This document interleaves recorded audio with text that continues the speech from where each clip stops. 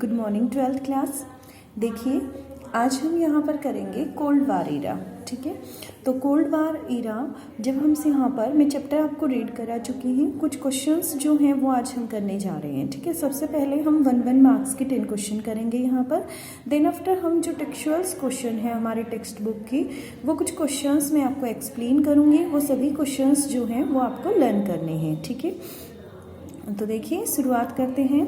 Right the main countries of the axis power. ठीक है, जो एक्सिस पावर में मेन कंट्री थी उनके बारे में आपको बताना है। तो कौन कौन सी थी? Germany, Italy and Japan. Right the main countries of allied focus during the second world war. तो आपको अलाइड फोकस किस पे था? USA, great Britain, USSR and France. Name any 4 countries that join the Soviet block. Soviet block को जिन country ने join किया था उनके नाम आपको बताने हैं। तो Bulgaria, Hungary, Poland and Romania. Cuban missile crisis occurred in. Cuban missile crisis बिल्कुल चैप्टर के स्टार्टिंग में बताया गया है आपको। कब हुआ था? 1962 में हुआ था। Who called cold war as long twilight struggle. तो ये किसने कहा था? अमेरिका के प्रेसिडेंट थे जिनका नाम था Kennedy. In which year South East Asia treaty organization was established. तो साउथ ईस्ट ट्रीटी ऑर्गेनाइजेशन कब हुई थी? 1954 में हुई थी।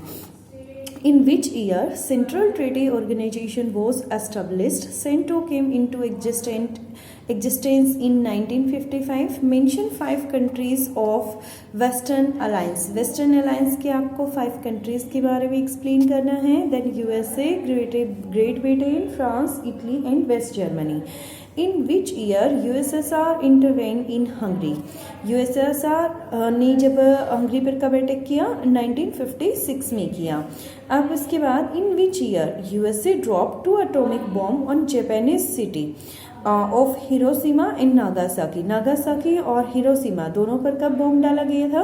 1945 में डाला गया था। ठीक है, फिर उसके बाद अब हम स्टार्ट करते हैं अपने टेक्सचुअल्स क्वेश्चन। और टेक्सचुअल्स क्वेश्चन में हम करेंगे यहाँ पर 5th क्वेश्चन से, जो हमारे लॉन्ग क्वेश्चन हैं। तो देखिए, the cold war produce in arm race. जो कोल्ड वार है उसमें क्या हुआ? हथियारों की रेस हुई। ठीक है, and as well as arm control, और हथियारों पर नियंत्रण भी किया गया।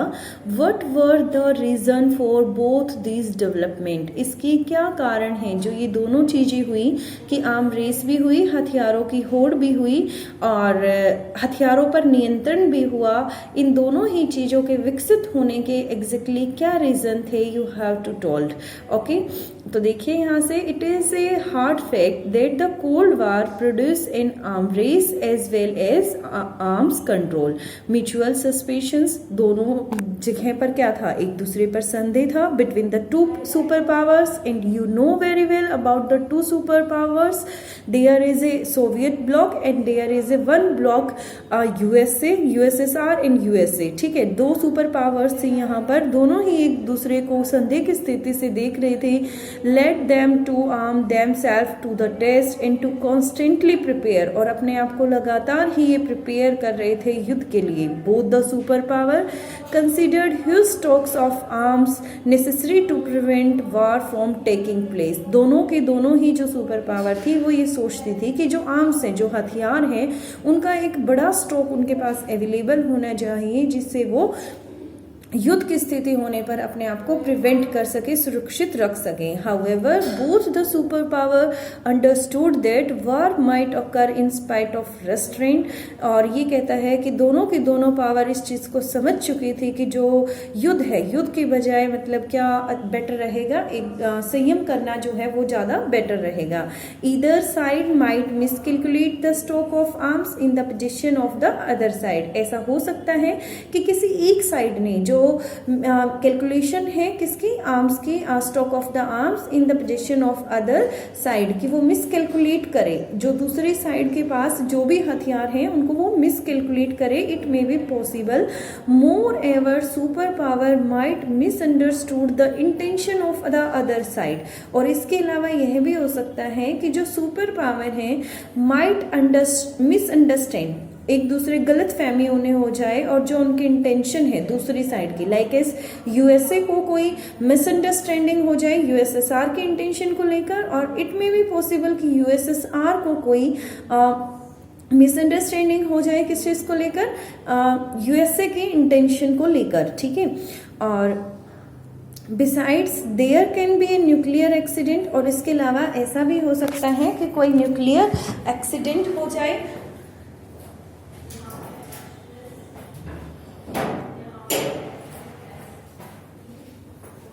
न्यूक्लियर एक्सीडेंट का होना भी पॉसिबल है, ठीक है। और hence both the super powers कौन कौन से, USA and USSR decided to collaborate in limiting और eliminating certain kinds of nuclear and non nuclear weapons. इसीलिए इन दोनों ही जो ब्लॉक थे, इन दोनों ने ही मतलब लिमिटिंग किया और एलिमिनेट किया इस तरह के जो हथियार थी, चाहे वे न्यूक्लियर वेपन्स हैं चाहे वो नॉन न्यूक्लियर वेपन्स हैं। इन 1961 में Soviet Union and United State made a joint statement in a general assembly. दोनों ने इकट्ठे होकर एक जॉइंट स्टेटमेंट दी, जनरल असेंबली में दी। Both the countries agreed for the negotiation towards the total disarmament. दोनों के दोनों किसके लिए एग्री हो गई, डिसआर्ममेंट के लिए एग्री हो गई। इन पार्शियल टेस्ट बैंड ट्रीटी 1963 में साइन की गई। दोनों के फॉरेन मिनिस्टर्स ने की, USSR, USA and UK. in 1968 non-proliferation treaty was signed but the India refused to sign this treaty। लेकिन इंडिया ने इस ट्रीटी पे सिग्नेचर करने के लिए मना कर दिया ऑन द ग्राउंड, इस आधार पर that it was discriminatory in nature. यह है क्या है, भेदभाव से पूर्ण है और इसीलिए हम इस ट्रीटी पर सिग्नेचर नहीं करेंगे। The threshold test band treaty was signed on 3 July 1974 by the two super powers. After this treaties many more treaties were signed by the two superpower to limit their arms, ताकि वो अपने हथियारों को क्या कर सके, लिमिट कर सके, नियंत्रित कर सके, ठीक है।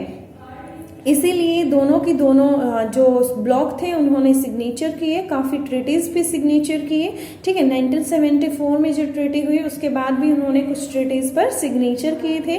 तो देखिए बेटा, क्वेश्चन क्या था आपके सामने कि जो कोल्ड वार हुआ था, जो शीत युद्ध हुआ था, शीत युद्ध में मीन्स हथियार जो हैं, हथियारों को प्रोड्यूस किया गया एज वेल एज उनको कंट्रोल भी किया गया है, ठीक है।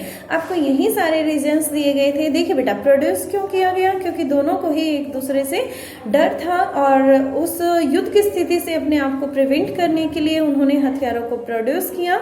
बट दोनों ही जो यूएसएसआर और यूएसए दोनों ही इस चीज़ को अंडरस्टैंड कर चुके थे कि युद्ध के बजाय जो है वो काम हमें किस चीज़ से लेना चाहिए, संयम से लेना चाहिए। और इसीलिए उन्होंने क्या किया कि मतलब ऐसा हो सकता है, उन्होंने ये चीज़ सोचना स्टार्ट कर दी थी कि यदि कोई न्यूक्लियर एक्सीडेंट हो गया किसी भी कंट्री की तरफ से तो उस सिचुएशन में दूसरा अपने आप को सुरक्षित नहीं रख पाएगा। और इसीलिए उन्होंने इन हथियारों को कंट्रोल किया और इनके लिए उन्होंने कुछ ट्रीटीज थी उन पर सिग्नेचर किए, ठीक है, ताकि इन आर्म्स को ना तो प्रोड्यूस किया जाए और इन आर्म्स को लिमिट भी उन पे लगा दी गई, उनको कंट्रोल कर लिया गया, ठीक है। और इन्हीं ट्रीटीज के बारे में इसमें एक्सप्लेन किया गया है कि किस तरीके से उनको नियंत्रित किया गया। बट इंडिया जो था, इंडिया ने इस ट्रीटी पर सिग्नेचर नहीं किए थे। और इंडिया ने इस ट्रीटी पर सिग्नेचर इसलिए नहीं किए थे क्योंकि इंडिया को ये फील होता था कि मीन्स ये जो नीति बनाई गई है या जो ये संधि या ट्रीटी बनाई गई है वो इंडिया के लिए बेनिफिशियल नहीं है और इनका जो नेचर है वो कैसा है, डिस्क्रिमिनेटरी नेचर है, ठीक है। उसके बाद there is the next question, why did the super powers have military alliances with the smaller countries, give 3 reasons. एक फर्स्ट इस तरीके से पूछा जा सकता है, अनमोल्ड करके क्वेश्चन नेक्स्ट किस तरीके से पूछा जा सकता है, why did the super power need smaller state as their allies. क्यों, मतलब जो ये सुपर पावर्स थी ये चाहती थी कि जो स्टेट्स हैं या जो अदर कंट्रीज हैं, ठीक है, वो इनके एलाइज में इंक्लूड हो। Explain with any 4 reason, 4 reason से आपको इनको एक्सप्लेन करना है। तो first we started from here. The superpowers such that USA and USSR, you know very well about the superpowers. There is a USA and USSR have military alliance with the small states for the reason given ahead. आपको आगे ये regions जो हैं वो दिए गए हैं and we have to explain just only 4 reasons and there are the smaller countries, जो छोटी छोटी कंट्रीज हैं were helpful for the super power, वो सुपर पावर के लिए हेल्पफुल होंगे, सहायक होंगे in gaining access to the natural resources, प्राकृतिक संसाधन उनको प्राप्त करवाने में, such as oil and minerals. कौन कौन से प्राकृतिक संसाधन उनको प्राप्त हो सकते थे स्मॉलर कंट्रीज से? Oil and the minerals.